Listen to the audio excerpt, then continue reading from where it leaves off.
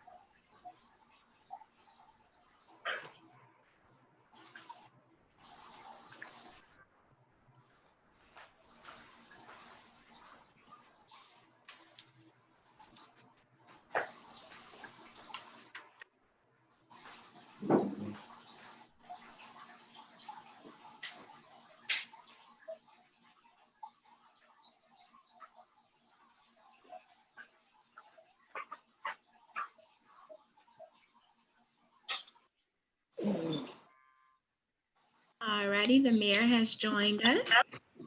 Okay. Good afternoon, everyone. Good afternoon. Good afternoon. Good afternoon. I would like, on behalf of my co-chair, Councilman Saccharin, and I would like to call the first meeting of the Special Commission on Equity, Inclusion, and Racial Conciliation to order. Would folks mute when they can, because we're hearing some background information? Okay. I'm going to just call it to order, and I'm going to ask the co-chair to do an invocation for us. Councilman Saccharin. Thank you, co-chair.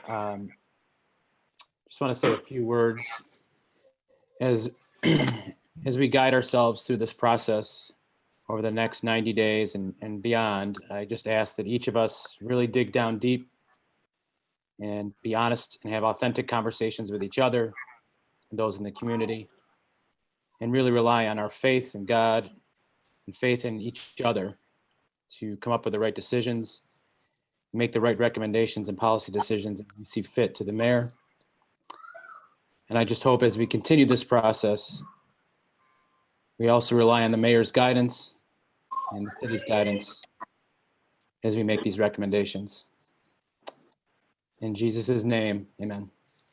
And with that, I will turn it over to the mayor for remarks. After the mayor, the meeting will be presided over by the manager of Equity, Inclusion, and Racial Conciliation, Ms. Alvin Johnson, Mayor Tecklenburg. Well, thank you, Councilmember Gregory, co-chair, and Saccharin, and welcome everyone, our council members who are members of the commission and new members of this commission, of this new commission. And I should have guessed that you had a prayer ready. I had picked out a reading from Isaiah chapter 26, kind of kick us off as well.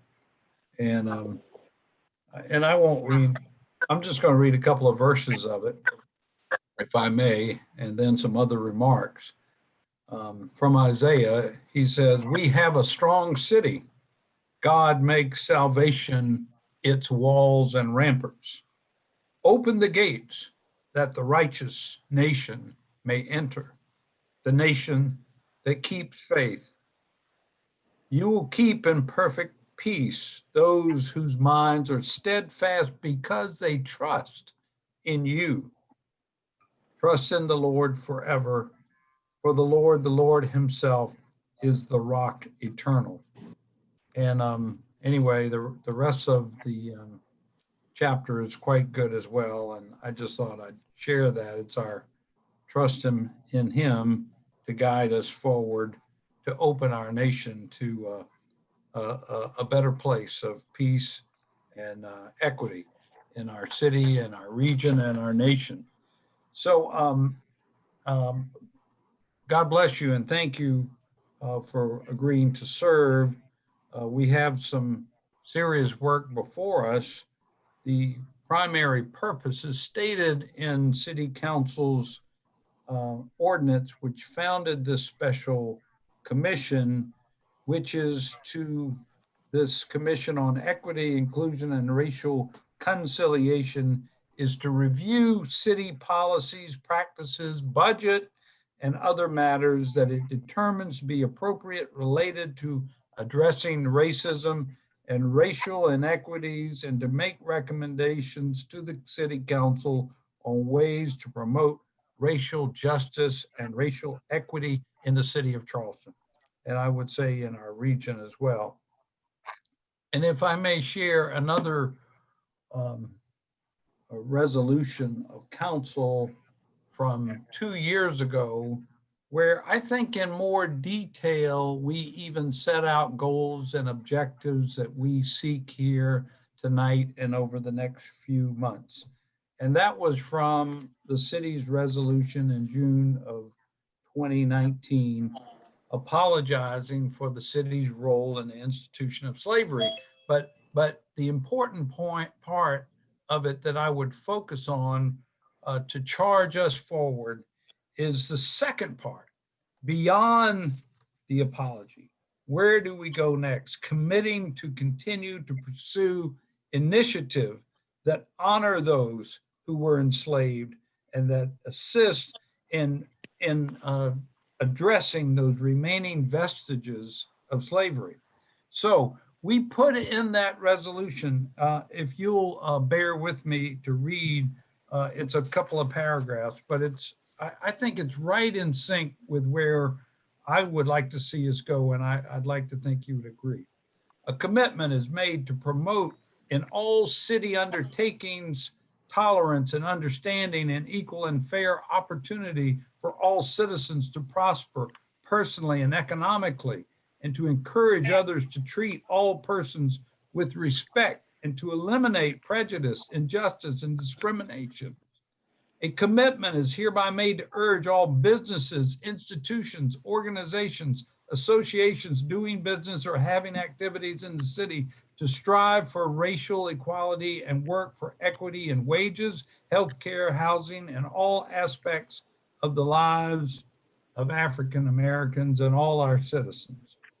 A pledge is hereby given to continue to work with the Charleston County School District to address the quality of education for children in Charleston, in particular for those who attend schools within the city of Charleston. A pledge is hereby given to promote an understanding of the contributions of African Americans to the economic success, beauty, and culture of this city by way of historic documentation in city art festivals, museums, public spaces, monuments, and to collaborate with other organizations to memorialize the unmarked cemeteries of Africans discovered throughout the city of Charleston.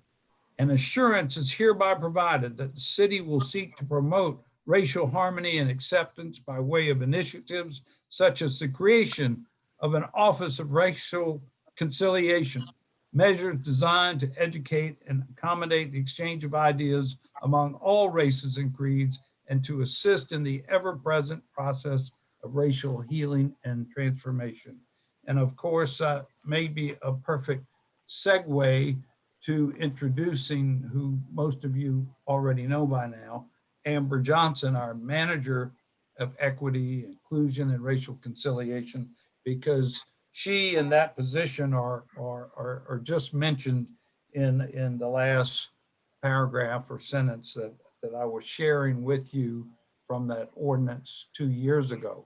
So I view our charge forward, our mission to really fulfill the goals and objectives that the council set 2 years ago. And in addition to drilling down on the policies of our city itself, we hired Amber. We continued on with a racial bias audit of our police department. But y'all, we all realize there's so much more to do. And as we devise these subgroups that we'll talk about this evening, to include economic empowerment and education and housing and the other main kind of segments of our society, really, to address racial inequalities and inequities throughout. So again, thank you all for serving. And without further ado, I'll ask Amber Johnson to step forward and lead us from here. And thank you, Amber. And also thank you, I'm sorry, to John Mitchell on my staff who's been working with Amber. These two young people really have been working hard to put this together, and they deserve a lot of credit. Amber. Thank you, Mayor, for those remarks. Again, my name is Amber Johnson. My pronouns are she, her, and hers. I was born and raised in Charleston. I have my undergraduate degree from Hampton University and my law degree from Florida A&M University. I practiced law for many years in Florida before coming back to Charleston in 2016. Currently, as was stated earlier, I am the Equity, Inclusion, and Racial Conciliation Manager for the city. I too would like to thank all of you for committing to work on this committee. I think we have a lot of very important work to do. And I think now is the time for us to be able to do that work. Before we get started, I think it's important that we talk about what equity, inclusion, and racial conciliation, what those words mean. When we talk about equity, I think you have to distinguish that from equality. Equality is about sameness without regard to an individual's needs or available resources. Equity is about meeting people where they are and giving people access to what they need. Equity is a process, while equality is an outcome. You have to achieve racial equity before you can achieve equality. When we talk about inclusion, it's about authentically bringing traditionally excluded individuals and or groups together in a place where they can share power and ensure access to opportunities and resources. Many people have asked since I've been in this position why we use the term racial conciliation instead of racial reconciliation. And I think it's important to note that when we talk about reconciliation, it's about bringing people back together again. It's about reconnecting, where conciliation is about resolving a dispute. It's the act of mediating between two parties. So when we discuss racial conciliation, specifically in this setting, we're talking about creating a brand new connection. As we discussed earlier, part of the apology created my office, and I've been in this position for about a year. As a Charleston native, I witnessed the growth in the city, but I know that everybody hasn't benefited from that growth. And one of the goals of this commission is to change that. So tonight we begin our 90-day journey to do that work. I'm here to facilitate and support that process along with John Mitchell. The two of us, along with your co-chairs, are here to answer all of your questions and provide you with the support and tools you need to be successful in your roles. We have the full support and commitment of city staff members to help us with this work. We have staff members committed to work with each of you on your individual subcommittees. The work of each subcommittee is built upon the foundation created by the Avery Disparities Report. And we just want to make sure that we acknowledge their work and honor their labor in putting that report together. It's important to remember that the work we're embarking upon will not be easy and that it'll come with challenges. But I believe that if we all work together and we're intentional and thoughtful throughout this process, we can create change for the city of Charleston. I am going to turn it over to our co-chairs for their remarks. Perhaps I'll start. I like to call this from protest to policy, because I think we can protest forever, but if we don't make serious policy and legislative changes, it's all for naught. We are seeking structural change. You've been chosen because we feel that you are radical thought leaders and that your approach would be to deconstruct what is deeply rooted in our community, not just our city. We've got to be transformative. And I'm sure that Darren and a number of other people are familiar with these terms. We want to disrupt business as usual. And our mission is very simple, as the mayor said. We want to dismantle the vestiges of slavery and Jim Crow. And the only way that we can do that is to peel the onion, Darren, to get to its core, deconstruct and reconstruct so that we can in fact have true equity, inclusion, and racial conciliation in our city, not just throughout our city departments, because as you can see, most of the committees that have been formed go beyond the city. So we're looking really forward to working over at least the next 90 days to try to get some recommendations to our city council so that we can in fact adopt them accordingly. But one of the major things that we're doing is we're looking internally at the city itself and see what policies and practices, while there may not be intentional, the impact has a disparate impact on specific groups. So I look forward to what we're getting ready to embark on now. This is an unbelievable challenge. We are going to meet with some resistance, but again, we are ready for the battle. And I think that all of us are ready to charge forward to dismantle the vestiges of slavery and Jim Crow. And with that, I'll turn it over to Co-Chair Saccharin. Thank you, Co-Chair Gregory. And I just want to say it's been a remarkable experience getting to this point. So Amber and John, great work. Thank you so much. You guys are young and energetic, and you see things from a unique perspective, and it's the Charleston of tomorrow. And I'm just humbled to be a part of it. I want to thank the mayor and my fellow council members and all of you all that are going to join us on this journey. As Amber said, we've got a ton of work ahead of us. I do want to acknowledge that we have an opportunity right now that's really presented before each of us. And there's two things that I just really want to stress is that we move with urgency and intentionality. And I want to define both of those words, in particular intentionality. Our actions and our words matter. When we create documents, when we speak to the public, when we speak internally as a group, our words matter. And I think it's incumbent upon us to make sure we choose the right words, because words have power. And in terms of intentionality, I want to make sure that when we choose our recommendations, when we make those recommendations, that we are attaching resources, not just to the solutions, but the recommendations that we develop. That's what I mean by intentionality. I do believe that we're at a critical point in our history. As a new council member, again, I'm humbled to be a part of this team. And I just want to, divide our work into really three main goals that I see us. The first goal is really identifying both the systemic and systematic practices of racism, which have fostered the structural inequalities, challenges, and deficiencies we see in the city of Charleston and our region. So hopefully, our recommendations don't just focus on the city, that our recommendations really look at a comprehensive overview of our entire region. Secondly, we need to assess in an honest way the historic marginalization of our African-American community here in Charleston.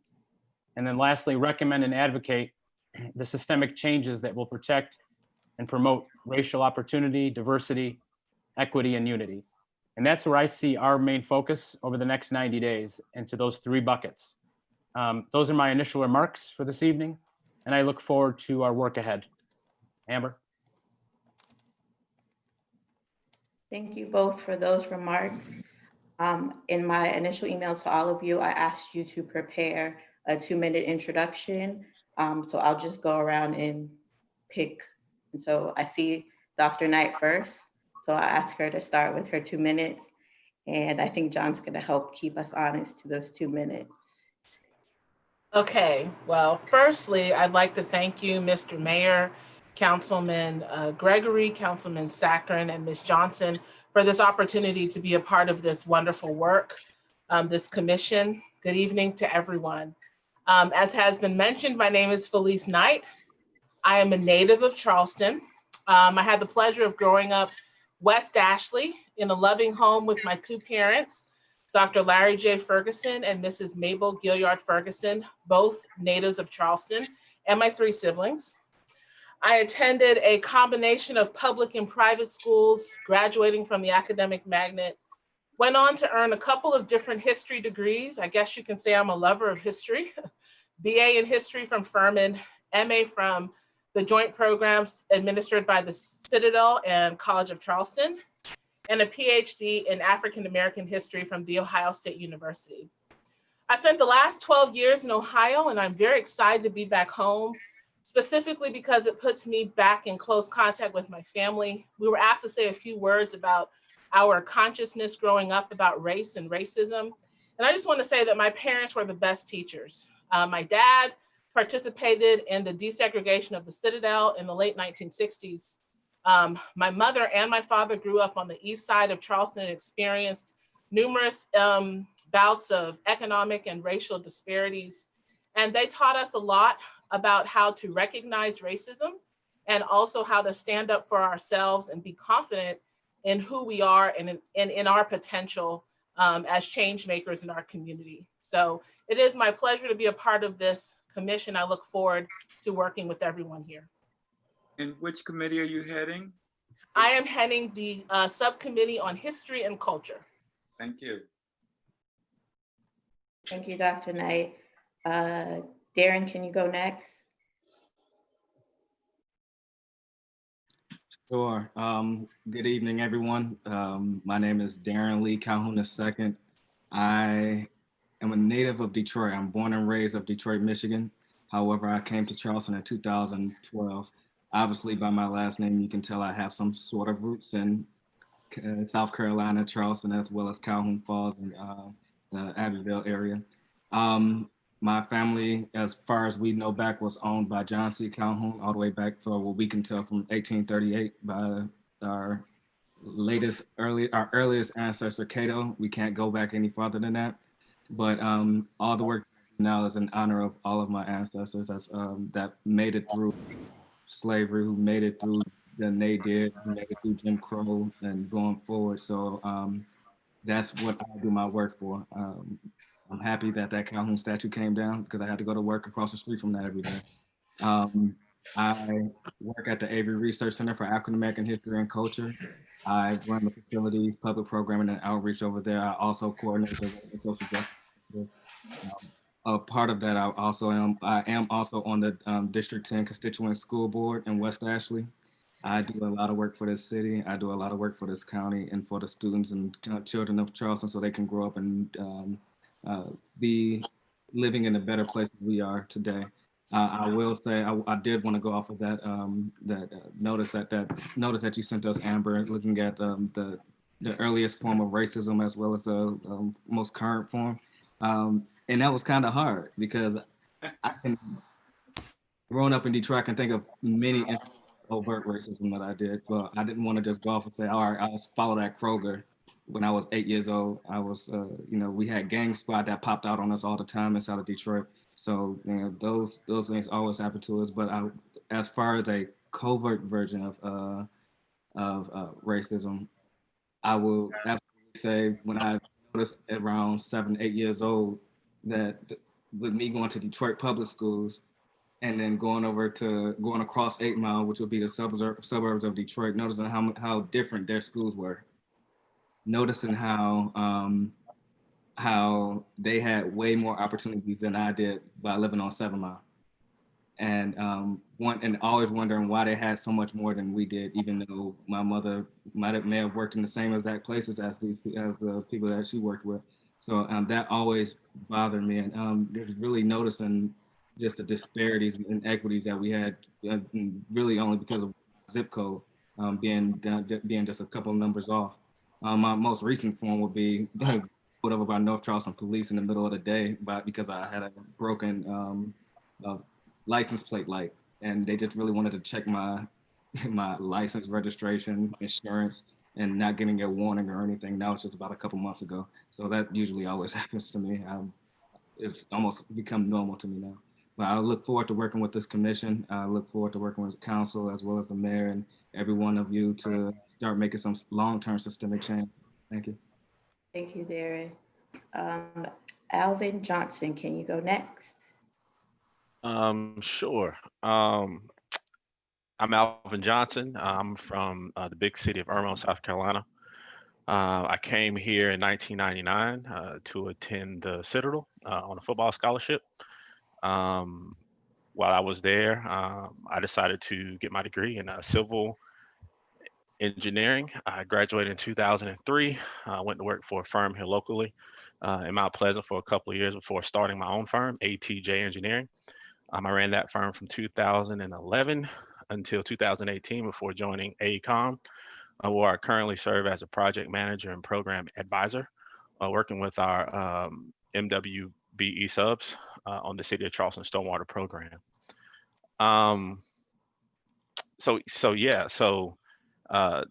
Great opportunity. I really look forward to it.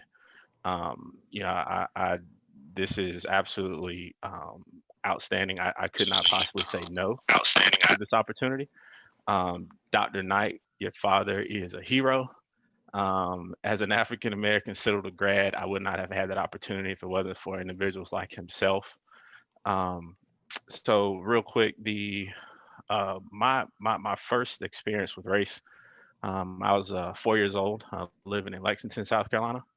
My mom worked at night while my sisters went to school during the day. Times were different. I can go outside at 4, play on the playground. I just recall there was this little white girl who used to ride her bike back and forth on her porch. And I was out there one day by myself. I had 2 friends, Chris and Guy. They're both white. I don't know why I still remember their names today. That was almost 40 years ago. But Chris and Guy weren't there. I was out there just playing with myself. I saw the little girl just riding her bike back and forth. I noticed that her dad used to always sit in the window watching her. So I was out there one day. I was like, I'm gonna go and see if she wants to play. So I had this red fire truck. I picked up my fire truck and I started to walk towards her. I got one foot on the sidewalk. And before I get my second foot up there, her dad was like, you need to stop right there. So I'm just trying to figure out, like, why do I need to stop? And then he looks at his daughter and says, tell him. And she was like, well, I can't play with you because you're black, and black people aren't good people and are not supposed to play with white people. And I was just like, black, what's this black thing? So he was like, you heard her. So I was like, okay. So I went back to the playground. So I guess he didn't like the fact that I was still at the playground across the street. So then he came outside with his shotgun. And then at the young age of 4, I was like, I put 2 and 2 together pretty quickly. So I went into the house and just tried to make sense of it all at the age of 4. Talked to my mom about it. I lived with my mom at the time. My mom is from Batesburg, Leesville, South Carolina. My dad's from Batesburg, Leesville. And if you know who Isaac Woodard is, then you know about the history of Batesburg, Leesville. My dad was born 3 years after that incident in 1949. The incident occurred in 1946. Isaac Woodard was a GI who came home from the war, was on the bus going through Batesburg, Leesville, South Carolina, and ended up getting his eyes gouged out. And my grandmother was working at the movie theater across the street at the time, and she's told us the story plenty of times. So that just gives you, just a little bit of background into myself and how I was introduced to race and my race. And I see John is saying time, so I will go ahead and end it with that. But thanks for the opportunity, and I am heading up the Economic Empowerment Subcommittee. Thank you, Alvin, for sharing your story. Tracy, can you go next?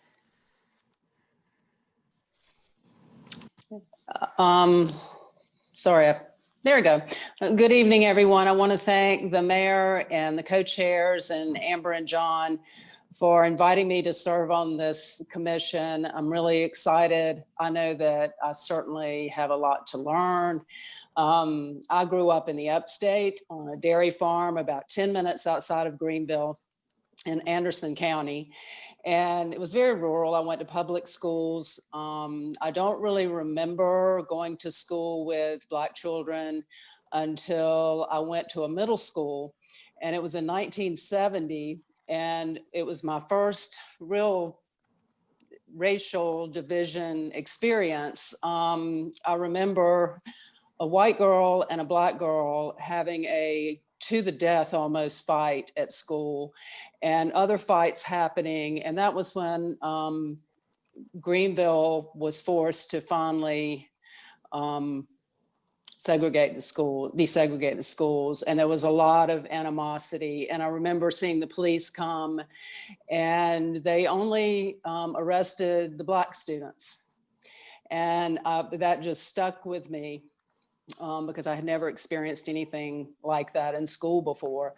My family did not practice racism in my home, but it was just not something that was talked about either. So as I've gone through my life, I moved to Charleston in 1980. I graduated from Medical University and nursing school, practiced nursing here for 13 years. And then my husband, who's in the development business, I started working with him, and we formed a foundation 30 years ago called the Humanities Foundation, and we develop affordable housing.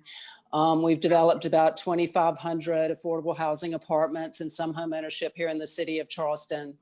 And I think my experiences through my development activities with the affordable housing and seeing the NIMBY and the not in my backyard and what people feel comfortable saying in a zoning hearing or a county council hearing about those people and who they want and who they don't want and how they'll vote things down simply because of someone's level of income and the color of their skin and who they feel they want to be their neighbors has really impacted me as I've done this work. I also have 3 millennial children. They're, I always say I want to be woke, and I will be woke through my children.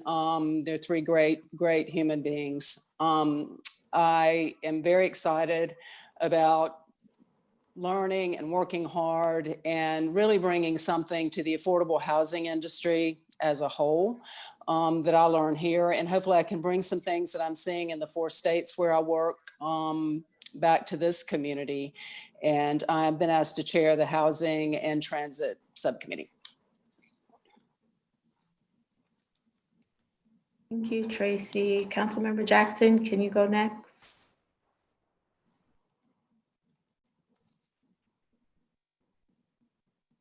Yes, hi, I'm Carol Jackson.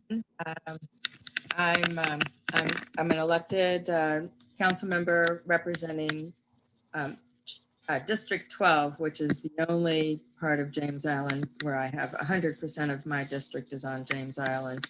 I have 2 other colleagues. I see co-chair Lee Gregory is my collaborator. We share the heart of James Island as sort of the interwoven parts that have been created into voter districts in the last 20 years, I think, of creating voter districts. So I've really been privileged to live in a neighborhood here with my husband and our daughters. We all sort of arrived here about the same time in the train of our younger daughter who went to College of Charleston in the early 2000s and then came back here in 2012 to take a seat on faculty in the Department of Health and Human Performance. And by then my husband and I had long loved Charleston and known that we wanted to retire here. So we were able to sort of piece together our retirement for a few years before we were able to move here permanently. And that was in the 2015. And by then we'd really come to love the neighborhood that we have here. It's a 1950s subdivision. When we bought our first property here in 2013, it was still one of those neighborhoods where if you had a friend who lived on the peninsula, black or white, they would say, and we would tell them, oh, we're moving to James Island, we're so excited. And they would say, oh, well, that's interesting. Like no one would really ever want to move to James Island if you could be somewhere, different in the region. But in the last 5 to 6 years, it has become the most, I think, beloved place for people to start out their homes, their home ownership, their families. Young professionals are moving here all the time. We see more and more people walking the streets that don't look like the original neighbors that we had when we moved here. And I think that is the good news and the bad news of Charleston that we really have to deal with. There's gentrification on James Island that I never thought I would see. I really thought Charlie, my husband, and I would be the kind of, we just love locations and we love the surroundings. We love the sort of the unique old fashioned, restaurants and all the amenities that you have in an older region. And now the gentrification is following the jobs that are here in the region. And I don't really know what to do with that. So I ran for office in order to try to make a difference. I wake up every day looking at my kids and their stage in life, 2 income professional working families where they don't have enough, hours in the day to really live their downtime lifestyle. And so they would like to take a more involved time in their lives, but I'm here as a placeholder and I'm really looking forward to this commission. And I just have one suggestion. Can we all just start to call each other by first names, co-chairs? I think that would be really a way of breaking ground. And I forget to answer to Councilwoman Jackson because I assign my mail Carol. So thank you. Great suggestion, Carol. I agree.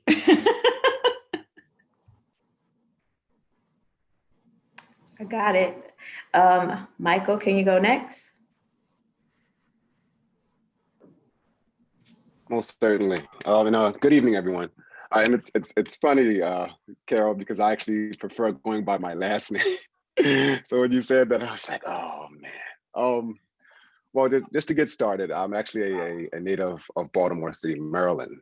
I actually was stationed down here in 2006. I've served 10 years in the Air Force, relatively from 2003 to 2013, in security forces. Relatively about 7 of those years was strictly security forces, and then the last 3 was more so work into investigations. Ended up coming down here in 2006 and residing here ever since. 3 children, pursued my degree at Charleston Southern University in criminal justice. And the biggest thing, to be quite honest, just looking over all the information, when it comes to racism, it was almost, in moving here, coming from the north to the south, it was almost like a culture shock. Being in Baltimore City, there potentially could have been a lot of racism going on, but not as identifiable as when I actually moved to the South, especially as well as being in the military and being more confined to like an Air Force base or a particular mission or a goal. I do remember one of the times actually heading to work, and I, because of being pretty much a military cop, I had all my gear, I had like my vest and my weapon belt and things of that nature in my vehicle. And I remember being pulled over right on Dorchester Road, about 2 minutes away from the base, right before Cross County. And I asked the officer, or attempted actually to ask the officer why I was being pulled over. He interrupted me actually. He was like, he'll do the talking. When he asked me to speak, I should speak. And I was quite shocked, right? Because like I said, going through similar training in regards to reason for stop, identifying myself and those things, he wasn't following those guidelines. And when I finally kept asking, hey, why did I get pulled over? And all he asked was like my license and registration. Presented him that information. He told me just to wait right there. About 10 minutes, I pretty much stood on the side. Another patrol car pulled up. And when they pretty much came back to the vehicle, they asked me, where was I going? And it was funny because they could only see, when you're wearing your fatigues, they could only see like my sand brown t-shirt. They really couldn't see that I had like ABU pants on. And he just happened to notice that I had like my camelback in the back. He noticed like my weapon belt. He said, what do you do for a living? And I said, well, I'm stationed here at Charleston. I'm one of the cops on the base. And I could see his perception in the entire situation change. The second he identified that I was actually in the military, and I normally, when I actually go to present my license and things like that, you can see my military ID. I, with intention, hid that to show him my driver's license, just to identify what his true nature was. He never did even tell me why he pulled me over. He just stated that my car looked suspicious in the area for cars that were stolen. And it was the first time I had ever like really understood in that moment, like, man, this really happened. It's not like television, right? I'm really in the moment. I got to work, and it was actually my actual introduction into Charleston. I'd been here no more than about a month or so, into like what I need to prepare myself for. Going forward in regards to what put me here, I actually want to thank Councilman Gregory, Councilman Appel too. I've listened to those guys, Mayor Tecklenburg. I've gotten a lot of good feedback from them, and just it guided me in working with other groups. Stand is one, change is coming. I started out just speaking. At one point, I noticed when we had the riots downtown, pretty much at the end of May, I realized when I saw so much destruction and damage, and then the narrative that was painted of how people of color were looked in that light, I said, well, there needs to be another way. And then from speaking in certain rallies and functions, I was then given the pleasure and honor to meet with Chief Reynolds and Mayor Tecklenburg to see me speak at the Manual 9. And here I am. And I'll be actually heading the Criminal Justice Reform Subcommittee.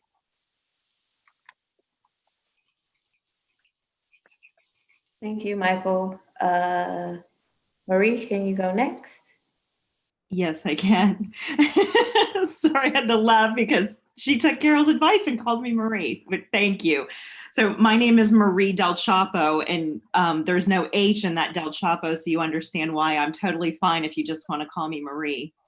And I'm the City Council representative for District 1. District 1 spans essentially from about the Francis Marion Forest in the upper Cainhoy Peninsula and all the way through Cainhoy, picks up Daniel Island, and then comes into downtown into the Ansonboro and French Quarter neighborhoods. So a very vast district in both its land mass and in its residential and in its residents diversity.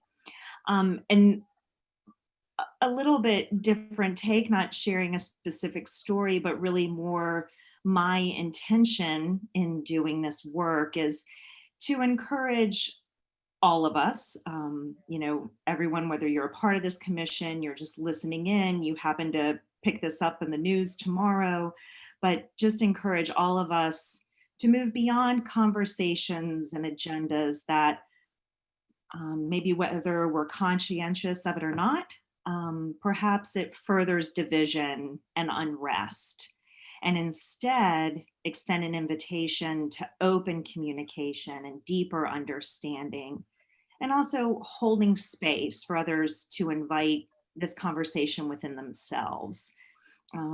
Despite all of our different paths, which as everyone's introducing themselves, we all come from a wide variety of backgrounds. It's no mistake and even no coincidence that we're all right here in this moment. And my hope and my dream with all of that, if we really look at the power of that somehow forces beyond us brought us all here right now, is that we'll realize that we're all a whole lot more alike than we are different.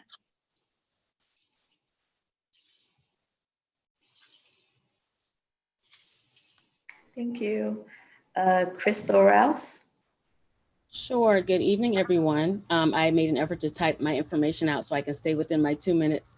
First, thank you, Mayor Tecklenburg, Councilman Sacker, Councilman Gregory, and other officials on the call.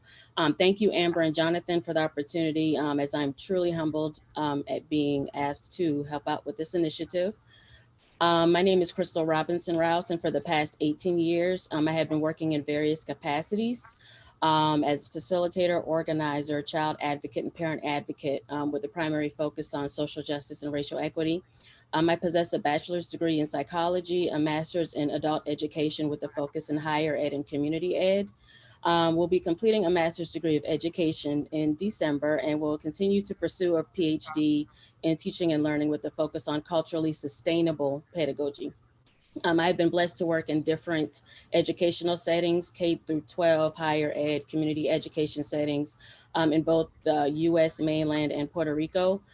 Some of these opportunities include Black Child Development Institute, Children's Defense Fund Freedom Schools, Youth Leadership Advocacy Training. I returned home like Amber in 2016. My community involvement includes work with the National A. Philip Randolph Institute Youth Lead Program, the local A. Philip Randolph Institute Greater Charleston chapter, the Charleston Continental Society Incorporated, and the National Council of Negro Women Bethune-Leonard section. Also, I'm the vice president for the Charleston County Education Association and the chair for the South Carolina Education Association Human and Civil Rights Committee. I currently have 4 children attending public schools, and I say currently have 4 because I do have bonus babies as well. So we total 8 children in our house. I work with parents within our community, and I'm very passionate about young people and education. Like Felice, my parents were definitely my best teachers. My mom was originally from the rural area of 10 Mile on South Carolina, while my father hailed from the east side of downtown. I am one of 6 children. And we learned from a young age that education is liberation. And for us growing up as a Black female, we learned that we had to make sure that we worked twice as hard as our white counterparts.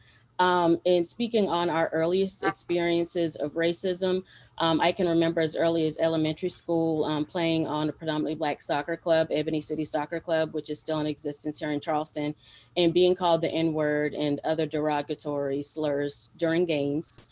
I also remember when it comes to systemic racism, being in school, in class, not having any African-American teachers who look like me, and not reading literature that looked like me, to the point to where my mother would take time off of her day to come to our classroom to share with us short stories that reflect us and enlighten us and lift us up. Most specifically, Honey, I Love by Eloise Greenfield. I'm excited about this work and helping to align policy and practice as it pertains to youth and education, especially through a racial equity, not equality, a racial equity lens.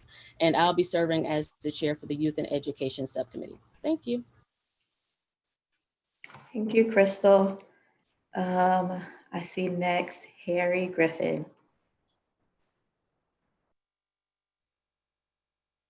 Turn your mic on. Hello, my name is Harry Griffin, and I'm on City Council. I represent District 10 in West Ashley, which includes most of Beast Ferry Road, Highway 61, starting at the 526 overpass. And it goes to the end of the city out by the gardens. I grew up in Charleston. I went to public school all the way through, Ashley River Creative Arts, C. Williams Middle School, and Academic Magnet High School.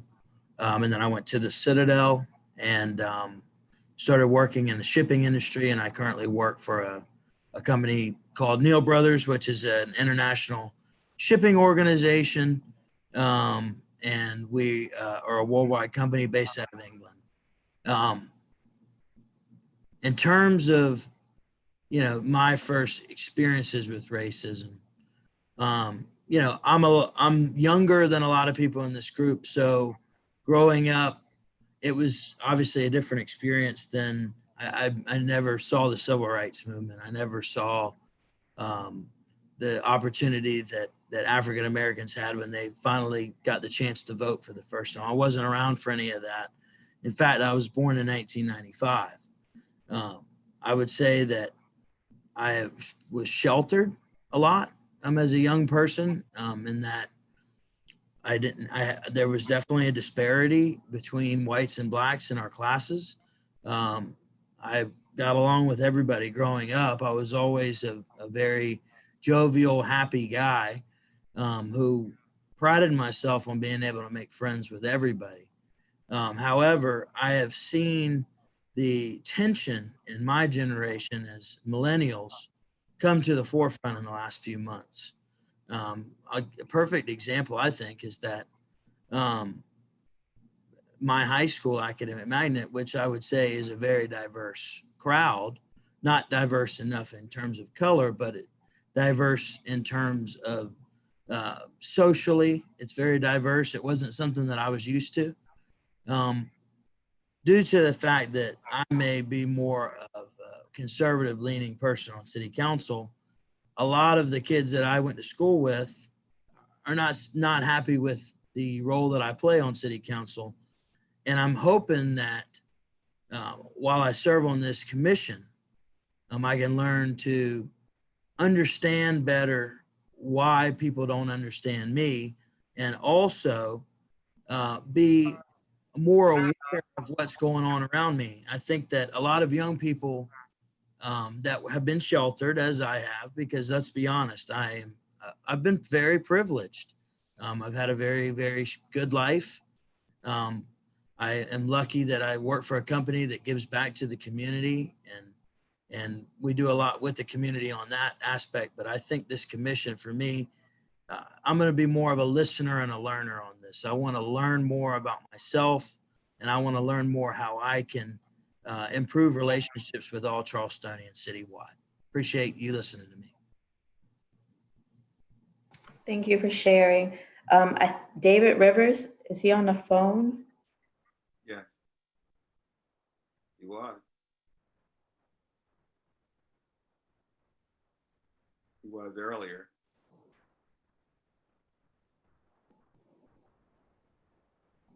Okay. Maybe he's having trouble unmuting himself.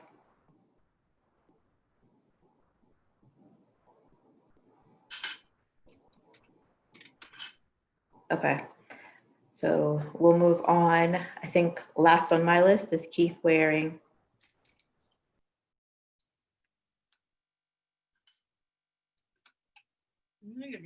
Well, it's my privilege to sit in with all of you all.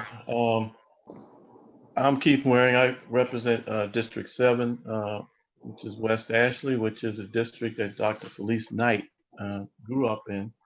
And I am a product, believe it or not, of the teachings of her grandmother, Ms. Kathleen Ferguson, during the days of segregation at what is now Ashley River School of Arts. That was Wallace Consolidated School, which was an African-American school that went from first grade through 12th. Very unique experience doing the separate but equal system. We were given books.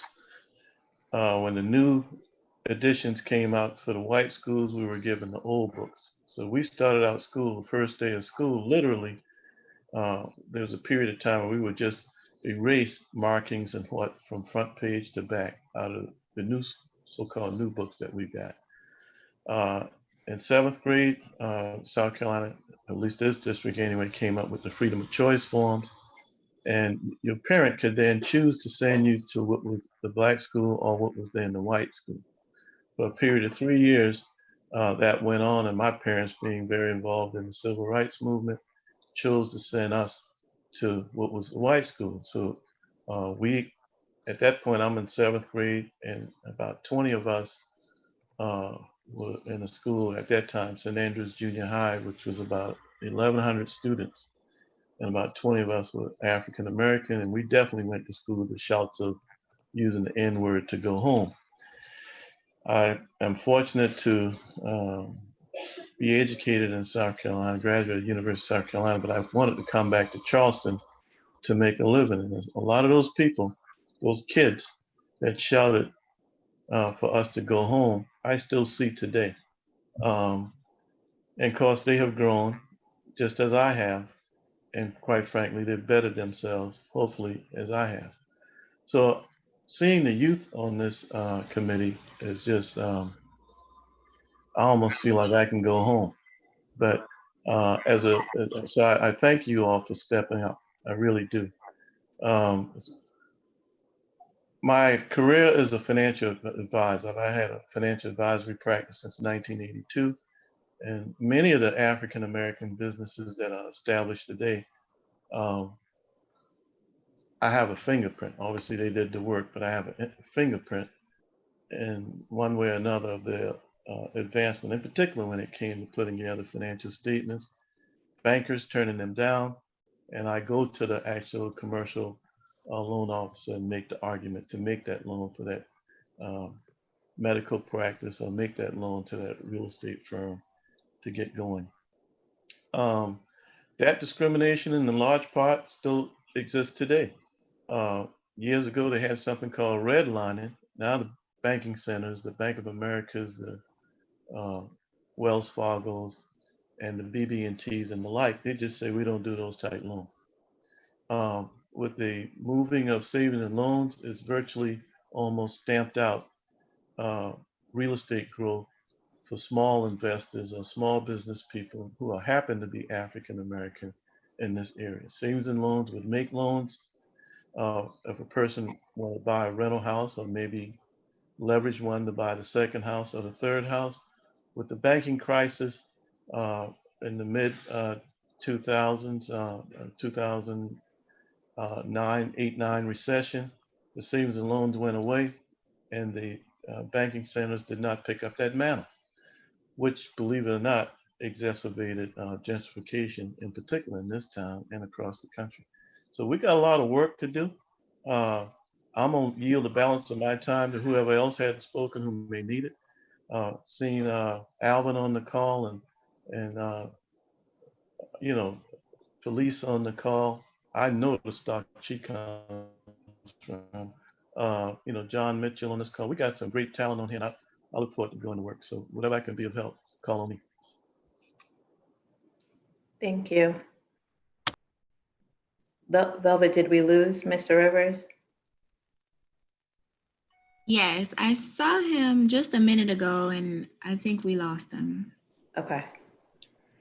Then we will move on to our next section and we'll have Councilman Saccharin, Jason, review our framework, structures, and concepts. Do you want to hear about Jason and I?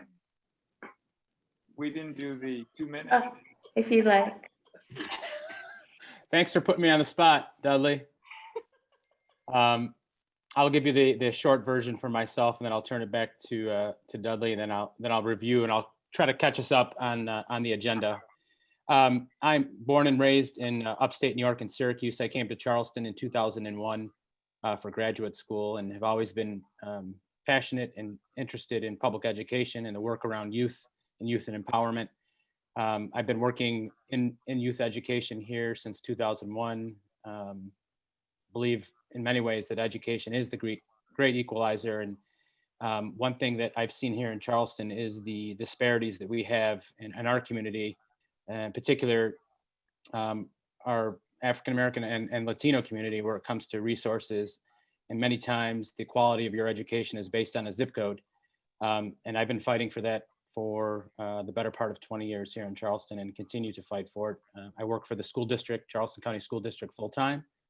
I have a wife and 2 young kids, both go to public school, and I'm a firm believer in our public education system, and I've been on council since January. Much like my other fellow council members, the reason I decided to run was I wanted to leave, a legacy for my children, and I didn't particularly care about the direction we were headed, not just as a city, but as a region, particularly around youth and education and economic empowerment. So for that, you'll learn more about me as we continue, but I really hope that we can get to work and as Councilman Griffin or Harry said, a lot of what I want to do is listen as well. So I'm going to turn it over to Dudley for his intro.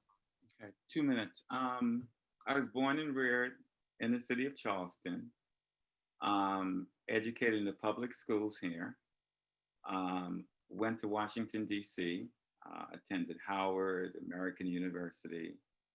And from there, I went to a place called the U.S. Department of Housing and Urban Development. And I started up in there when I was about 22 years old.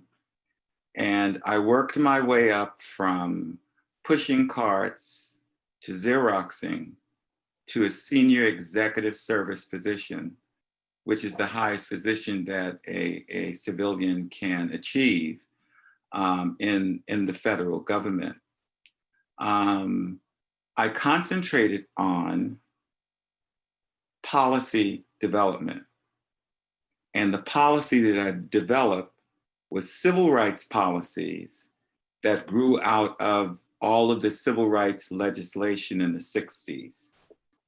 So I was responsible for looking at $32 billion worth of housing and urban development programs, taking the legislation which formed them, and then writing civil rights program requirements in all those programs. So I've had pretty vast experience in systemic discrimination compliance, Title VI, the Fair Housing Act, you name the civil rights law, and I've been a part of it. You know, I'm a strong believer that when you are on the inside, that you have a responsibility of making sure that you take care of those where we know discrimination has occurred. My first experience with discrimination or racism, I'm probably the oldest person on this, so I go way back. No, you're not. I go all the way back to when you're Easter shopping, and if you try it on, you've got to buy it. Or if you have the ability, you may not even have the ability to try it on, you had to buy it. I came up with experience where there were white and black colored fountains to drink off. So in terms of racism and discrimination, I grew up with it all of my life. I did tell the story, however, where it really hit me was when Mom used to take us to kindergarten on the bus. And of course, African Americans sat on the back of the bus. Well, I told a story that one day Mom had to get up, or we had to get up to give a white man her seat. And I said to Mom, I thought you taught us that a man is supposed to give his seat to a woman. Why is he having you move to give him a seat? And my mother told us, son, we can't worry about that right now. You just sit back here with me. But as inquisitive as I was, I continued to ask the question, and Mom gave me the lesson. But she also told me, son, this won't be this way forever. And someday you'll own the bus company. Well, that didn't happen, but a lot of things did happen that were very positive in my life as a result of those kinds of discussions. And lastly, my father was a merchant seaman. He traveled the world, and I can remember him coming home when we were very little children to talk to us about apartheid and how this country's laws were very similar, and that he hoped someday in his lifetime that things would change. So I've lived and experienced racism, subtle, okay, sometimes. I've gone to stores when I got to the door and they locked the doors. I couldn't get in. I've been walking in places in Charleston when I was much younger with my nephews, where I ask, as I'm followed by Charleston's finest, this is back in the 70s, why are you following me? He said, because Black people steal. So I have been involved in what I consider, pretty direct, not subtle racism. Racism still exists, discrimination still exists, but what's different is it's done with a smile now. So we've got to really peel back this onion. We've got a lot of work to do, folks. And Mr. I do see Mr. Yes. Rivers is here. Yes. Can you hear me? We can. Yes. I'm David Rivers, and I think I work for Dudley.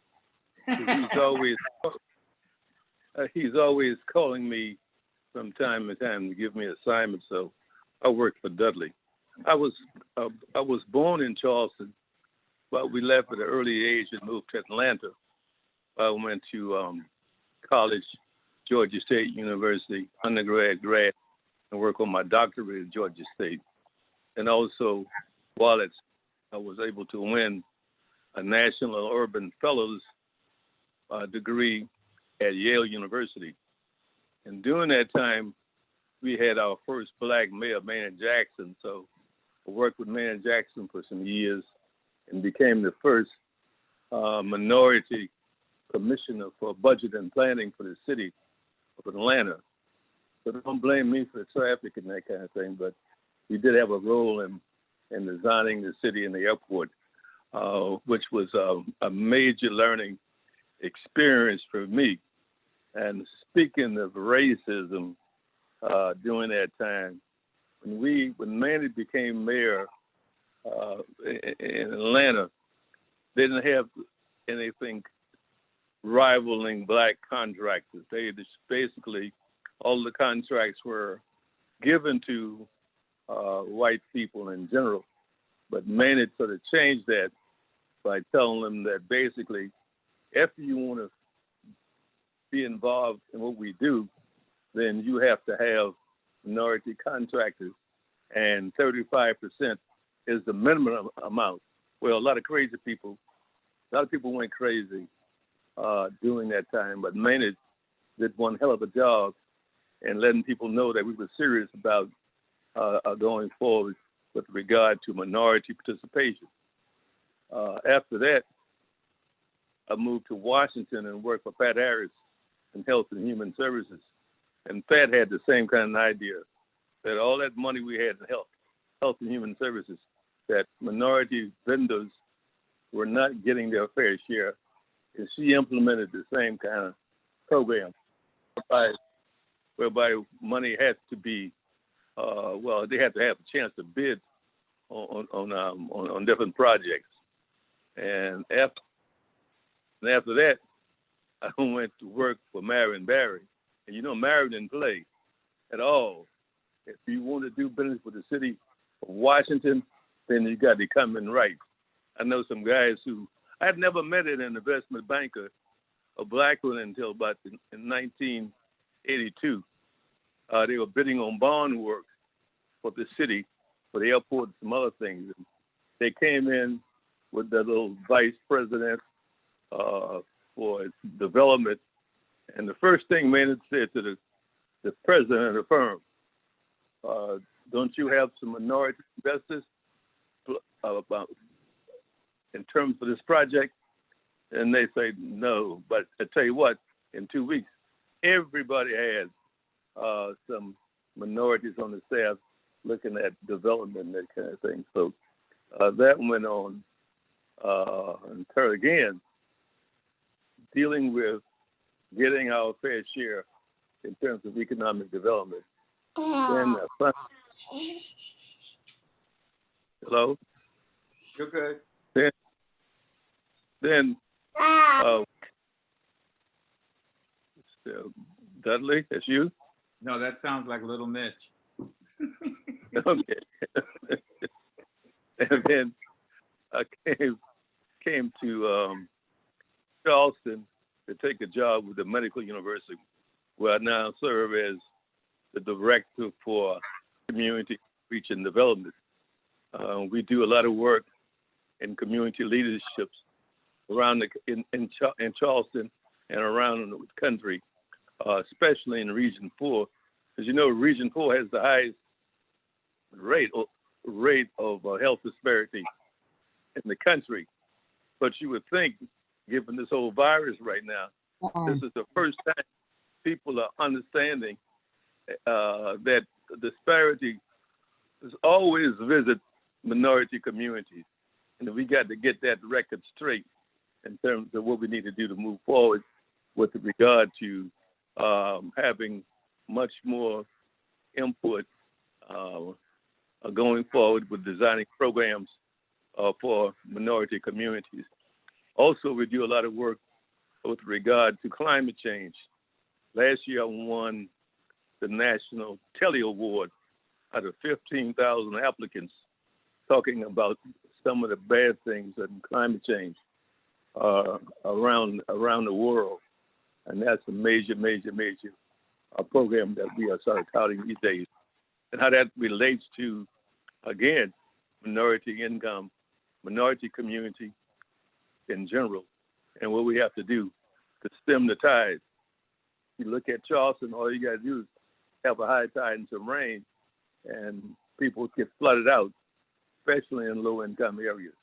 So all of those things are what I would want to work with and look at doing this time with the committee. And with that, I'll just shut up. And David, which committee are you heading? Disparities and Environmental Justice, right? Yes. Okay.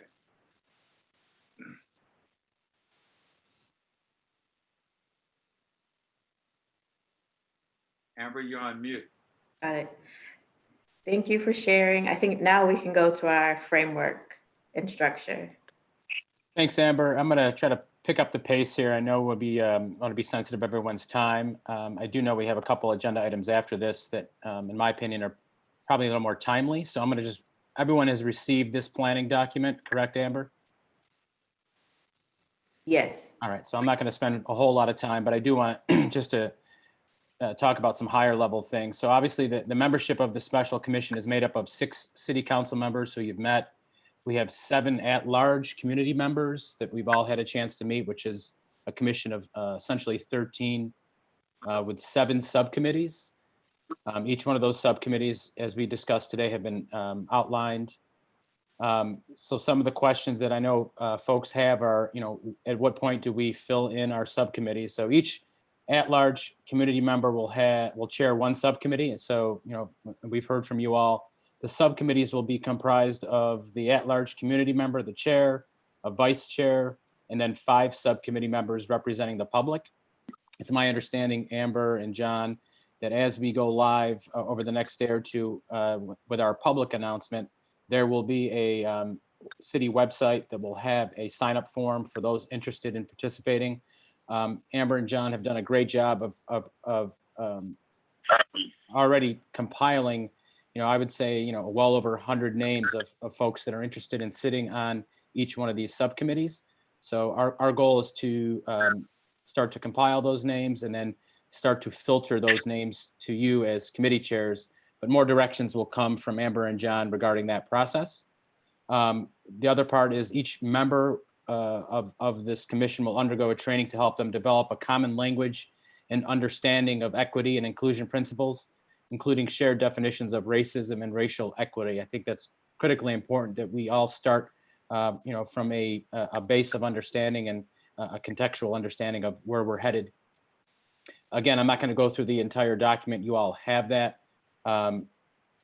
One question that I'm sure some will have there are bullets under each one of the sections. Those bullets are not, hard and fast. We expect you all to think outside the box, think creatively, think urgently, and also think boldly. And I could speak for Councilman Gregory and Amber and John, or Dudley, Amber and John. Every time we meet, we have said that this is no holds barred. We want you all to dig deep, think about recommendations that will shake things up, that might make some folks uncomfortable, but that's our job as a commission for the next 90 days is to come up with recommendations that are, I would say, unlike anything else we've done before. And I hopefully, as chairs of those subcommittees, that you are leading those conversations and really trying to draw that out of your subcommittee members. So again, those bullets that you find under each one of the subcommittee names, those are just examples of ideas that we wanted to share with you. It's not an exhaustive list. We expect you to add to that list. Amber, John, Dudley, is there anything I missed?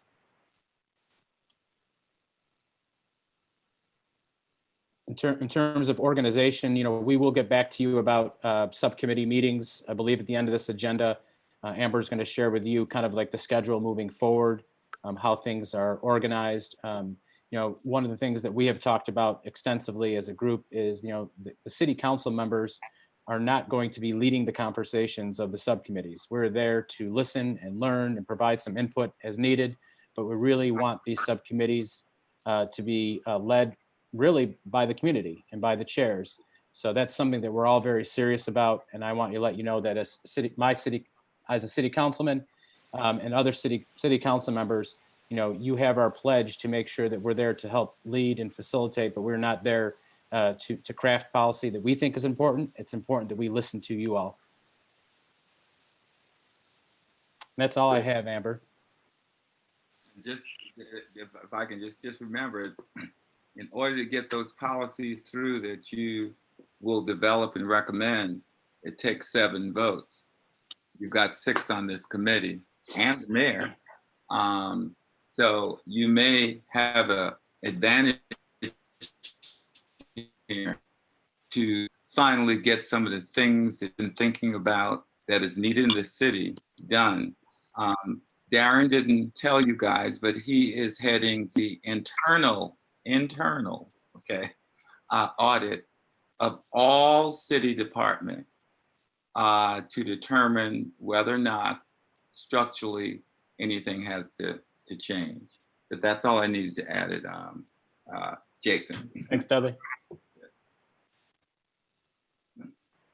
Thank you for that.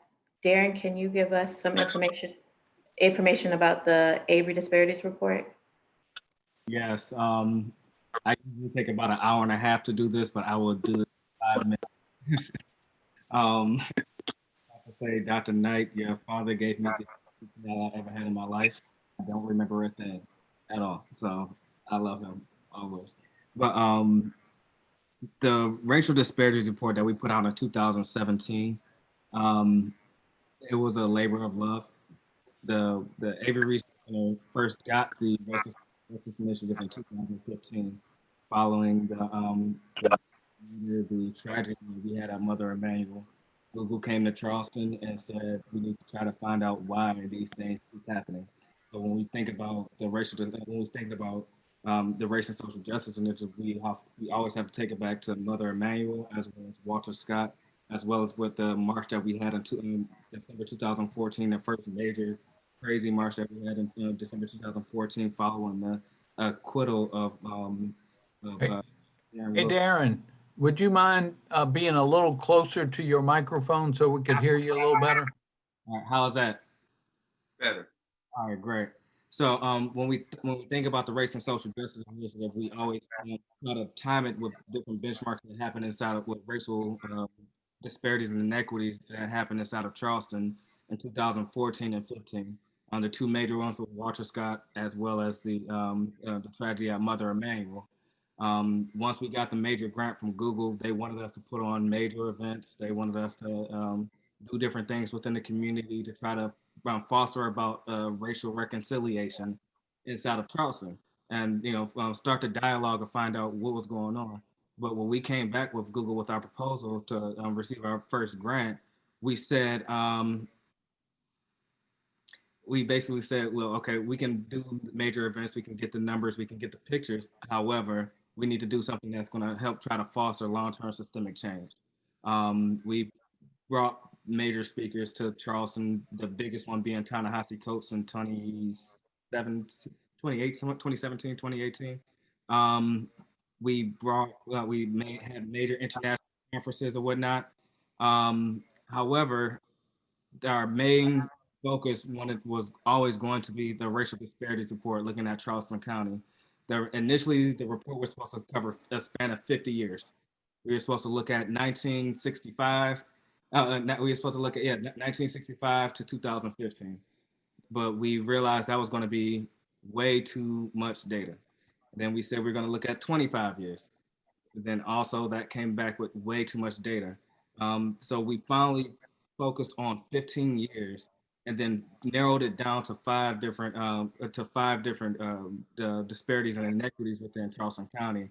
That being education, income, housing, education, and policing. Um, when we at first put out this report, we knew we were going to get backlash from it. So, and what we didn't want to happen was for critics to come back and say we were biased. So what we did was hire Stacy Patton out of Baltimore, who's a professor at Morgan State, to write the report. We gathered the data, we gave her all the data to assess, and she wrote this report. One thing that we do at the Avery, we never let the current data just rest on its own. We always have to pair with the past. Same thing with the past. We cannot let the past go on without looking at the current data. So say if we were to look at the desegregation of the Charleston County Public Schools in 1963, we can't talk about that without looking at the current disparities within Charleston County Public Schools.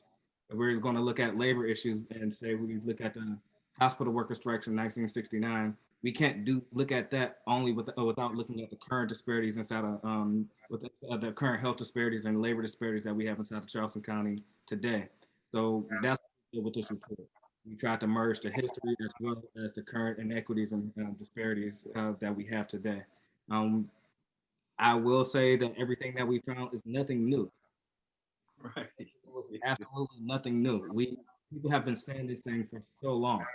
It was just that the Research Center connected to the College of Charleston, that is a state institution, put this on paper and echoed what the community has been saying for years and years. They just wouldn't refute us because we are a state institution. So I am proud of that. I always say that if a community organization, say it was the Quality Education Project, would have put out the same report looking at education, it would have been tossed on the shelf somewhere and nobody would have ever looked at it. But because of Avery, we used our privilege to put that thing out. We were able to get some positive change, and I'm proud of the city of Charleston for actually taking this report, looking at it, interrogating it, and actually pushing it forward so we can start making some long-term systemic changes. One final thing I would say, since you all can read the report and look at all the data that we received, we didn't want to just put out the report to bash to Charleston County because there's a lot of data there to do that. We also wanted to provide recommendations. And what we did, we looked at each instance of inequity and injustice and disparity that we had within this report and put out a few recommendations to where we can move forward.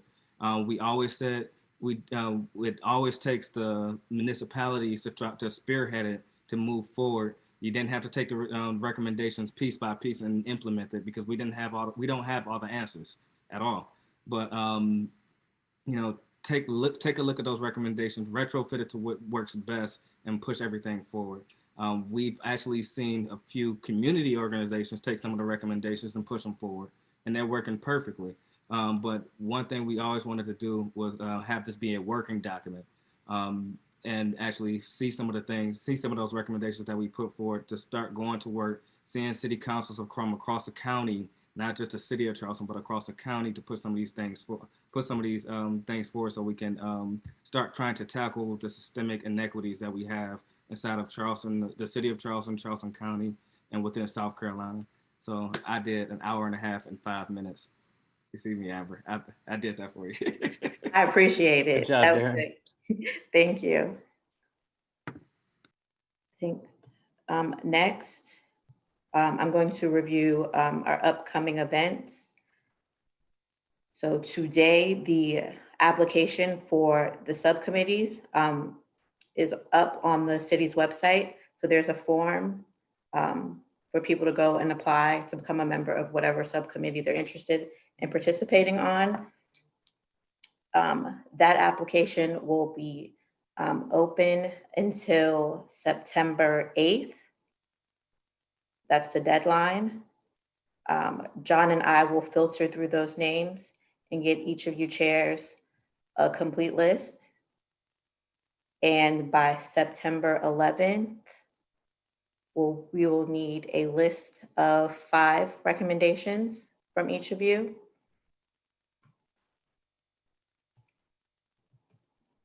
That's for the subcommittees. Again, I think we mentioned it earlier that each subcommittee has been staffed with city staff members who should have the institutional knowledge to help you facilitate this process. They're all really excited and they're ready to get to work. The next commission meeting will be September 14th. In that day, we will discuss the subcommittee members. And then once the subcommittee members have been selected, you all should have your first subcommittee meetings the week of September 21st.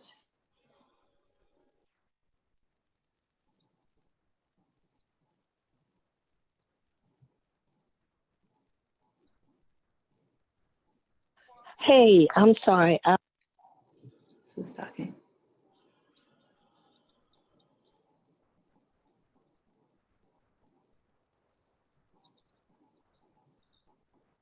Okay. So John, Amber, let me ask a question. We're going to be advertising for people to join these subcommittees.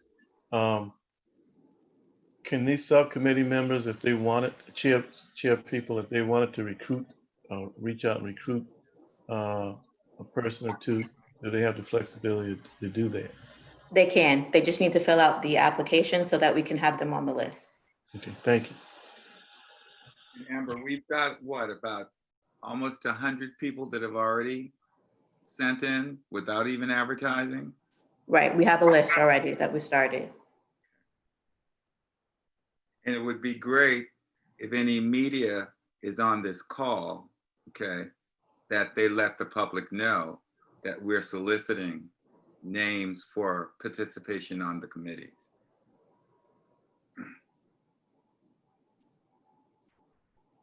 Okay. So John and I will be in touch with our community chairs to discuss the subcommittees further. And now we can open the floor for any additional questions. Yes, I have a question. Have the council members who will be assisting those of us who are chairing subcommittees, have they been identified, and how and when will we be notified of who that council member is for our particular subcommittee? So the council members aren't assigned to a subcommittee. They will rotate to each. Okay, thank you. Thank you for that clarification. We'll float as a resource for you, police. And as you get into the guidance piece that we develop, you'll see that there's also necessary for interaction with the various cities' standing committees that may also have a responsibility in the area that your subcommittee is responsible for. And for instance, on the internal audit, we already know that there are city council members who have an interest in looking at our zoning policies. We know that there are council members who have an interest in looking at our procurement practices. So it would be very, very important, let's say for Darien, for instance, to have some conversations with them, okay? And perhaps even form a zoning subcommittee, okay? So these subcommittees can expand considerably. So just bear in mind that each one of the subcommittee, for instance, housing, Tracy as the chairman would be interacting with our Housing and Community Development Committee and so forth. Felice, history, our Arts Commission, okay? So as you really dive into the substance of the guidance piece, you will see that there will be much interaction, okay? Not just with city staff to help support, but also with any city council member that might have an expertise in an area. I mean, when you talk about procurement policies, you need to talk to a council, you need to talk to Keith, okay? So, and if you want to talk about zoning, you need to be talking to an appel, okay? So again, the council members will serve as a resource, and we will be floating about with regard to most of the subcommittees. I'm going to be, I'm going to be with Tracy in housing. I'll probably get on her nerves, but that just gives you a sort of a sense of how these committees and city council members, as well as standing committees, will have to interact with the subcommittees of the commission. Okay, thank you very much.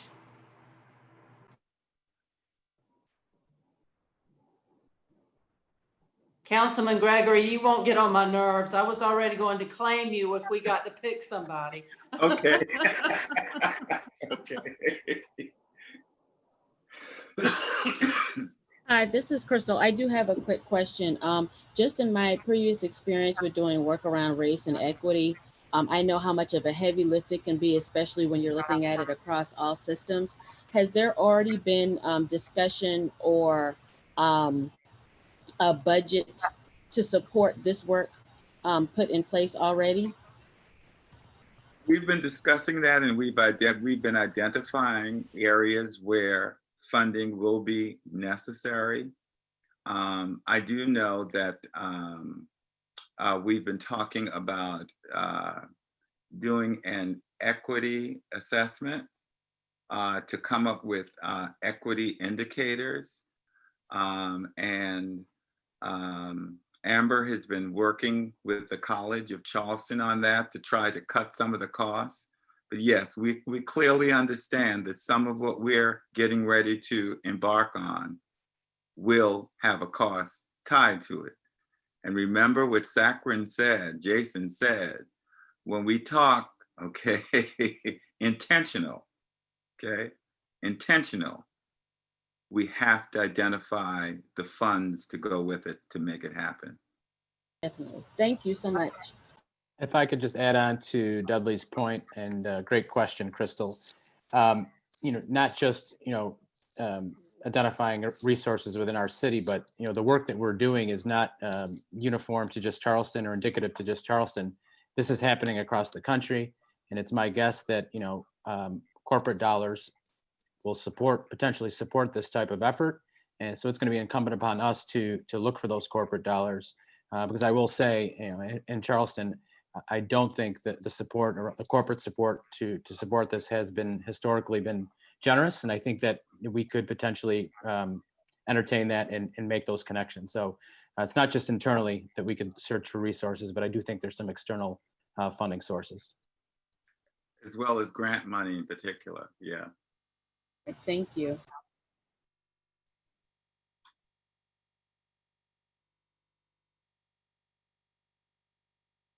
I have a question. Amber, can I just add a comment?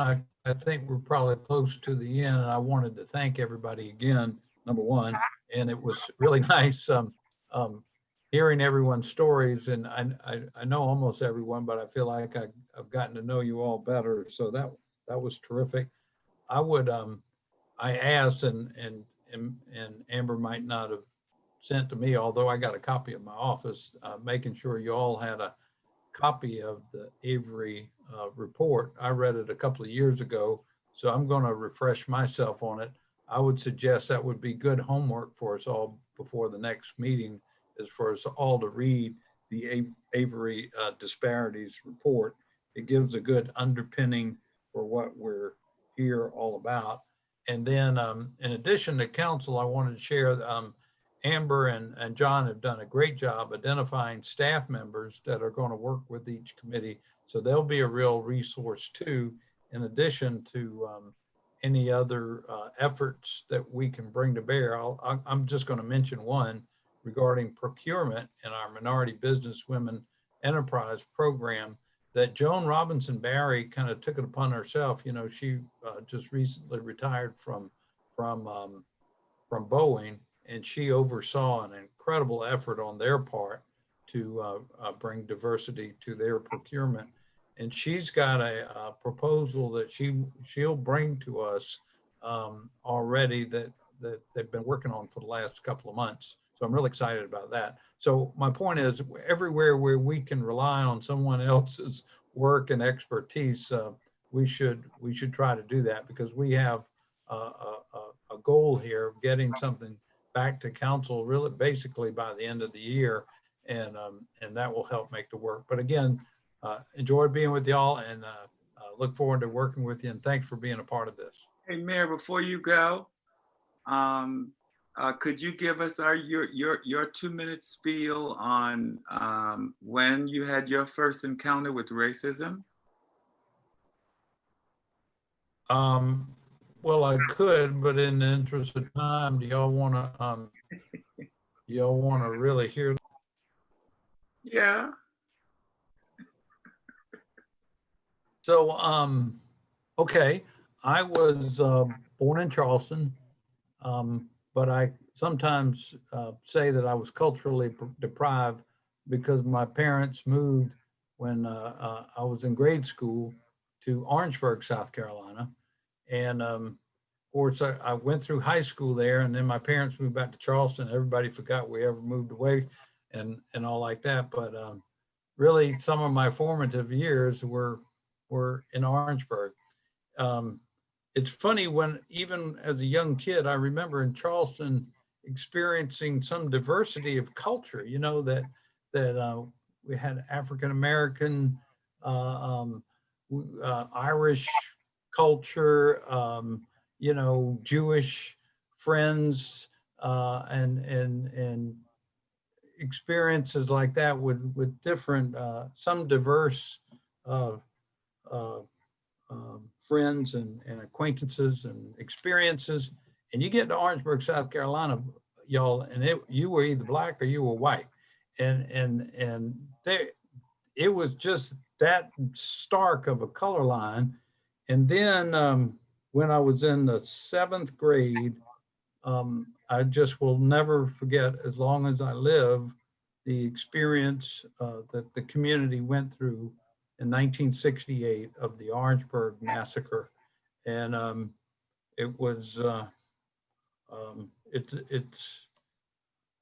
I could go on about it. It was such an impactful experience for our community, for me personally, you know, and I was it was really interesting. I was a newspaper boy. I used to deliver the paper and read the paper every morning.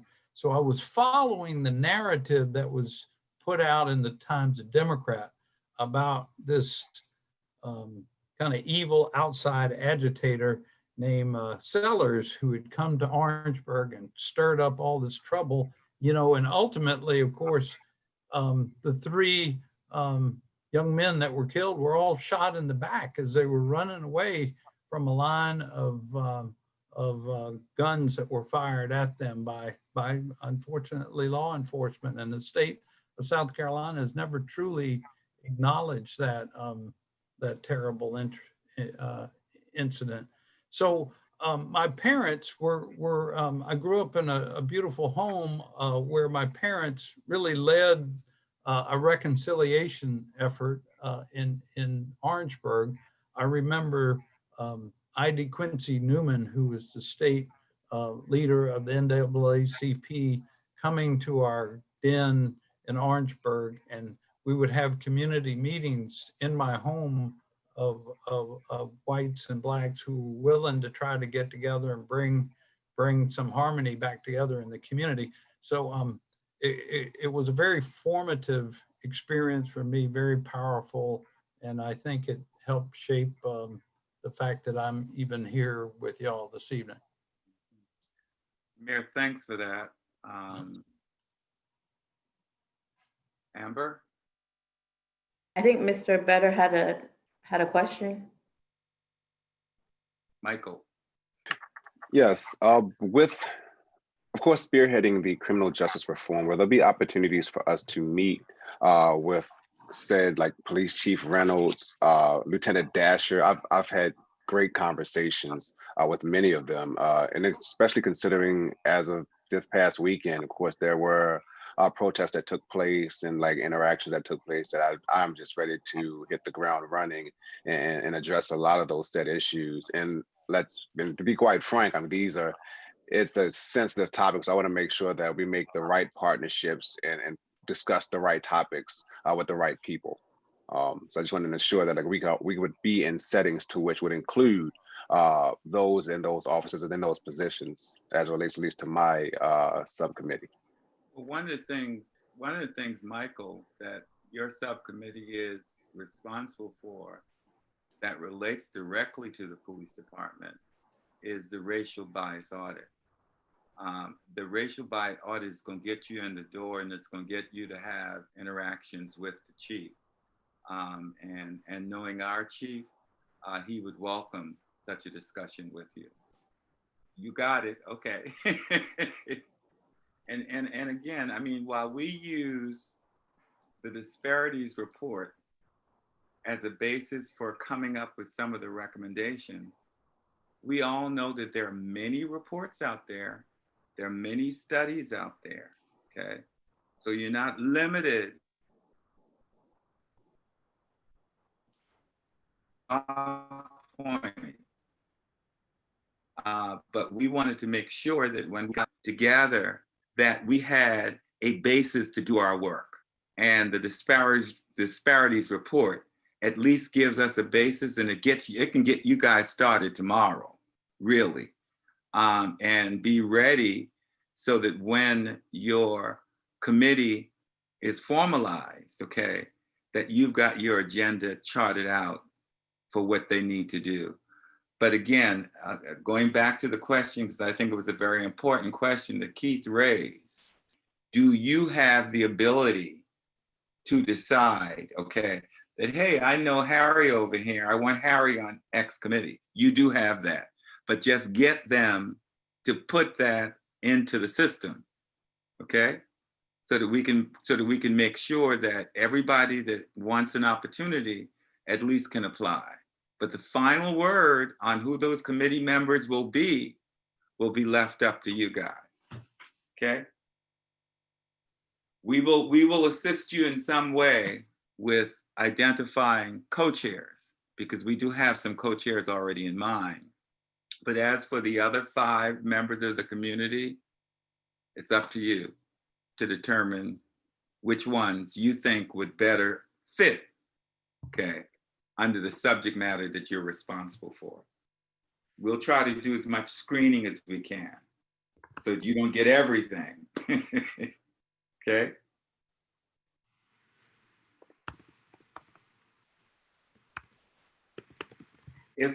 Are there any more questions? Any more issues to be brought before this committee, Amber? Can I say one thing real quick? Sure, Darren.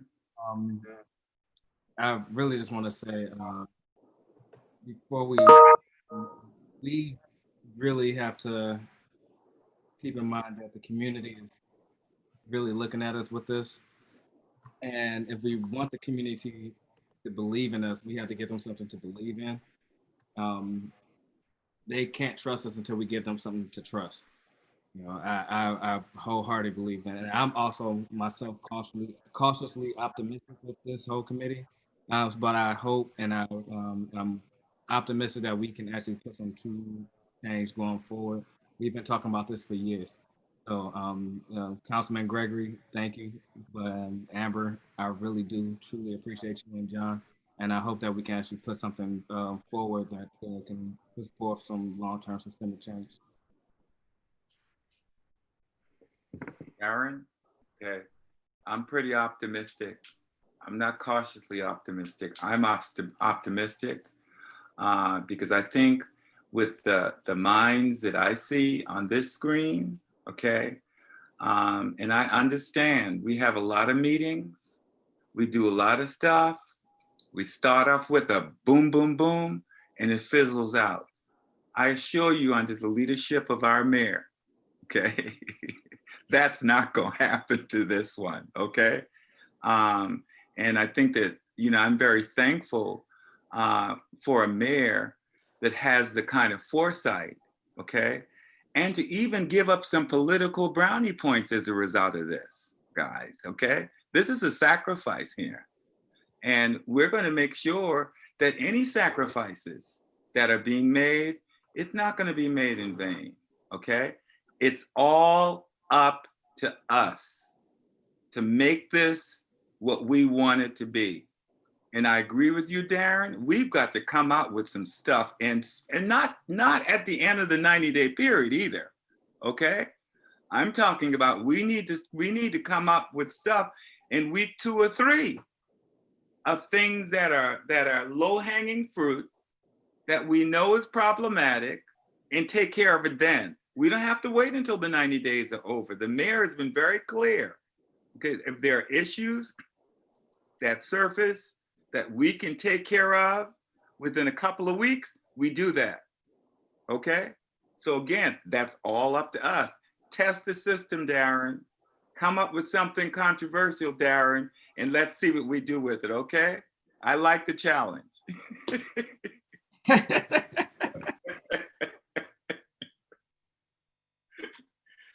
All right, so we don't have any more questions. I have one comment. As I've been sitting here this evening, I've had CNN silenced on my television, and one of the headlines that keeps coming up is that the president denies that systemic racism exists in the United States. So it's sort of ironic that we're sitting here on this call and that's the headline that's been going across. So I'm excited about the work to be done, and I'm ready to hit the ground running too. Thank you. I'm hoping that the city of Charleston can be a trailblazer, that we can create not just a statewide model, but a national model of how to deconstruct systemic racism. So let's get a model together that other people may be able to use in other places. And of course, it's going to take more than 90 days. It's going to take more than a year. But we've got to put the systems in place to make it happen. Okay? There's nothing else to come before this committee. Let's get to work. Let's not be, let's go for it. And I'm going to be waiting, Darren, for the first one, okay? All right. Y'all have a great day. Thank you all. You have a good night. Thanks, everybody. Thank you all. Y'all take care. Good night. Good evening.